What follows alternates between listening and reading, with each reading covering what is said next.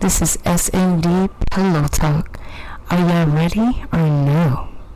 Either way, get ready. Thank you for tuning in to the S&D Pillow Talk podcast, where today we're going to be talking about resentment and the breaking point. So, tonight, we're going to be talking about resentment. What I consider resentment is,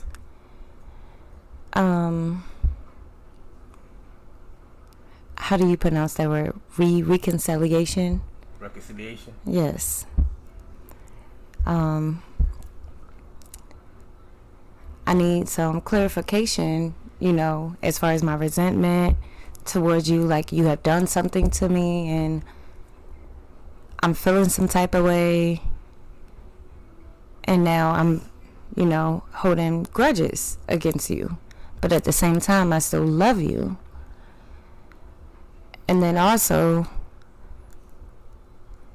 I'm feeling like, is this going to work out? Is it not going to work out? Like what? Well, the resentment thing is a very hard thing to deal with, because when you resent something or someone, right, that is a very, very hard thing to deal with, because you're not just mad with them. It's everything that came with it. Broken-hearted with them. You are really, really upset with them, and it's going to resent them is you hate them. It's a strong word to use. You don't want to say that you hate anyone or anything, but to be at that point where you feel like you resent someone to the point that you hate them is definitely it's a hard thing to deal with. But the best way to deal with doing that, I feel, when you resent someone or you feel that you hate them, would be you have to forgive. If you can't forgive, but don't forget. I looked at you at a certain standard, and you did not pertain that. Yeah, pretty much. Everybody has those downfalls. We want to be, we hold each other and others to ourselves and others to certain standards that sometimes that they may not always level up to. But with that, it's going to take practice and working with them and telling them, and patience, that, hey, this is what you did. This it really bothered me. You did this 100 times. I forgive you, but I will never forget it. It's a point where I'm getting the point where I'm really starting to resent you for whatever that situation is, because it's a continuous situation. Right. But first and foremost, with that, I feel like you have to really look at the situation. Okay, how did I go about explaining, how I felt about a certain situation to them sometimes. Or did I explain it the right way? Yes, definitely, if I explain it the right, or even explain it at all, because a lot of us just take it and like, you know what, I'm going to take it on the chin, it's going to be all right, I'm going to keep it moving, it is what it is. But you can't do that. We can't allow ourselves to do that. We cannot do that, because it's going to continue to build and build and build to that point of resentment, where we may just be upset or thrown off or hurt about something. Now it's going to be, we don't show it at that point in time, but then we have an outlash, and you're looking at your significant other or whoever, and it's like, why are you acting this way? And like, the other person doesn't know why you're acting this way, and it's like, okay, well, let me sit down and think, like, what did I do to this person? Which brings us back to last week's podcast, to the point of compromising and communication. And we waited till tonight to do this podcast because my grandfather just had a birthday, and he had a migraine. It was a full moon, and me and him, like, we're very superstition. So we believe in all of that. Like, when you see a full moon, or when one of us has a headache, it's like, okay, something. It's gonna be some shit. Right. It's something is about to happen. So, and that's exactly what it was. But honestly, we originally was gonna do the podcast Friday, and we were gonna do it on something totally different. Yeah. But I said, let's wait. I think that was where was the meaning, what love, what is love, and what is the meaning of love to you? Right. So we had discussed it. But everything falls into place, though. And we held off till today, after the family gathering, to see how things want to. But oh my goodness, y'all! When I tell y'all, It was, when I said my family is like a circus, okay? I think everybody's family's like that No, sometimes. my family is a circus. Oh my gosh. So, everybody was having a good time. So, ladies, I don't know if y'all know about a facial from a man. I don't have to say no more. Enough is enough, okay? I don't have to say no more. So, I mentioned it to my family, and everybody, like, all my guy cousins and uncles looked at me like, what in the world? But either way, y'all know about it. Y'all know about it. How does that pertain to being? I'm sorry. I did get off track. I'm sorry. I did get off track. But still, it fell into place, okay? At the family event. So, let's get back on track. So, I jotted down some notes. And I was like... But hold on, pause real quick. But mind you, at this event, this How can family you just event, cut me off like that? I You're so rude. I had got a phone call from my daughter. She's locked up at this time, and I was on the phone with her, and you know, Shea Butter Baby came out in the midst of me having this conversation with my daughter, and I think that also helped to trigger the thought process of tonight's podcast because she was going through some serious things and was thinking about some serious things. And I with feel her, for my baby, and with her, that's not with even her, my child. with her baby's father, her significant other. So I think that helped bring to light to her some things that she wanted to, you know, to bring, that we're bringing about today. We're talking about today with the resentment and the someone's breaking point. You know, what are those things? How do those things coincide or coexist or, you know, add up to each other? So, with that being said, here's Shea Butter Baby. When a woman is fed up, the breaking point. Like, I've given you my all. And I have put everything forth effort for you. I put everything on a platform for you. And you continue to mislead me or misdo me wrong. You know, like, there's only so much hurt that a woman can take, and a man, vice versa. Hello?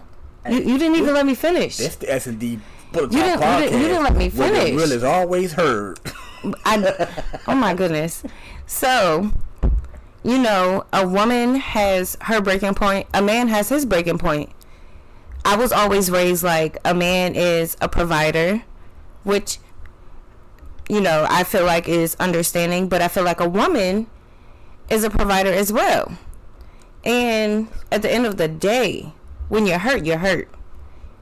And when enough is enough, enough is enough. So, kids or no kids, when I say I'm done, I'm done. So, at this point, it's 2019. Either get it right or get lost. Period. Family and friends, I love you, but if you can't keep up with the pace, you gotta exit. The door is right there. Goodbye. I'm so sorry. I gotta keep it moving. Period. My money don't stop. My bills don't stop. My bills don't wait on you. Life don't stop. You know, if we go to bed tonight and somebody don't wake up, the day is gonna continue. So, my breaking point, enough is enough. And I gotta keep it pushing, with or without you in my life.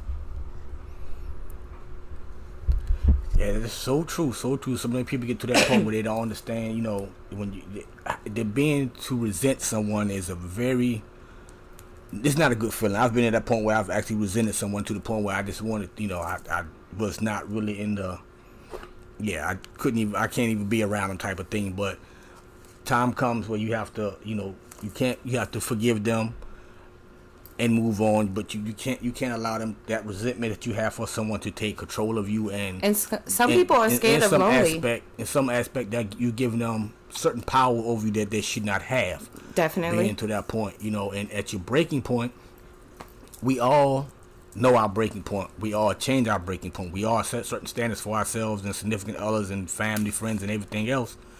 But sometimes we let it slide by. So you have to, once you get to your breaking point, you got to know what your breaking point is, and try to, when you do get to that breaking point, that you can, get rid of, cut off the situation in a way that I feel that you should, break off a situation or whatever it is, family, friends, significant other, whatever, that when you decided to stop dealing with someone, that you have to make sure that you're in a good place to do that, and your mind is right when you're ready to do that, because a lot of people seem to think, if your mind is not right, like everything is going to be set off. Yeah, some people seem to think that, oh, you need me, I don't need you, or you gonna need me before I need you. Oh no. I don't call you for nothing. I was moving before you. I'm gonna move with you, move without you. It's either way up. But you get to that breaking point, you have, when you, and what make it so bad, I'm sorry, baby, what make it so bad, like you don't have to call on nobody, but somebody always calling on you, and it's just like, what in the world? I was over here chilling, and like you just totally killed my vibe. Yeah, but you gotta, to that breaking point back, when you get to that point and you leave a situation, be friend, family, significant other, that you have to really be comfortable with yourself to leave that situation and know that you're gonna to find yourself. Definitely gotta find yourself. So with that being said, that regret, not even regret, that that resentment, and that breaking point when you leave or stop dealing with, you want to go with no regrets. You know what I mean? Definitely. Yes, it's going to hurt because they're close family, friends, or significant others, but you have to sincerely cared about that person. If you don't love yourself, you can't love no one else. You can't take care of yourself, you can't take care of nobody else. Point blank and period. That's where that's at with that. I mean, it be like that. But some people, like, they just, like, your family and my family, they look towards us to do pretty much everything, and it's like, wait a minute, you gotta hold on, like, we still got our own lives, we still gotta take care of our household, and and then sometimes it's just like, damn, like, did they not think that we got something going on over here? Resentment. And then it also, funny, it comes to the point where sometimes, and then breaking point, like, sometimes you just gotta say, no, I can't do it, no. And you really, before you get to that breaking point and point of resentment, you need to have conversations with individuals that you feel are not doing right by you. It's not going to be an easy conversation by any means, because some people, when you try to give them corrective criticism or constructive criticism, or you actually finally, after never ever telling them how you feel, just taking everything, all the BS they give you, and running with it. Have that issue all the time, but y'all. when you sit down and you tell them where your standpoint is, how you feeling, respectively, sometimes they get upset. Yeah, and my family, all the way. And it's usually, and that is one of those breaking points that, okay, yeah, I said something to my mom, my dad, my grandma, my grandfather, my brother, my sister, my significant other did. It was kind of harsh, but what can I do? I've been trying to tell them this for the longest time in the nicest point of way I can do it, but they didn't take it. So now you have to give it to them raw, and some people just can't accept that or take that because they're not used, especially if they're not used to you talking to them with an open mind about your feelings, or with an open mind, to respectfully, or respect to them how you felt they did wrong by you. Right. Some people don't think they do no wrong by you at all, and that can see my major issue was resentment. I always let my family walk over me. I never said no to my family. Never said no to nobody. I'd be like, okay, I'll do it. I have no problem. But when I ask for, the return favor, it's like, oh, I don't know if I can do this. So that's when I had to build my shell. So, like, now people don't they look at me all, like, face all turned up, like, what? She said no? Yes, I did. I said no. I'm not doing it. She's got to that breaking point where she was taken for granted, or anyone's taken for granted. You get to that point where you don't choose not to deal with for anyone, or choose not to help anyone with the things that they want help with. It is what it is. So sorry. Like, just, okay, we just bought a new car. Okay? All of a sudden, everybody wants me to do this, everybody wants me to do that. But when I asked them, can they keep our son? Oh, now y'all can't keep him? Oh, okay, y'all got something to do. Okay. My breaking point. Don't ask me for no help. Because my car don't run off of air. It take $45 to fill that tank up. I'm so sorry, I can't do it. I'm not going to run around all over the world to drop you to and from. I'm so sorry. Yeah, I understand. I got you on that one. I can't open that gasket up and just blow it in and be like, whoo, it's a full tank. I can't do it. I can't fart in it and say, oh yeah, something gonna be in there. All right. Thank you for joining us with the S&T Pillow Talk podcast. Thank you. That concludes our edition for today. Stay tuned.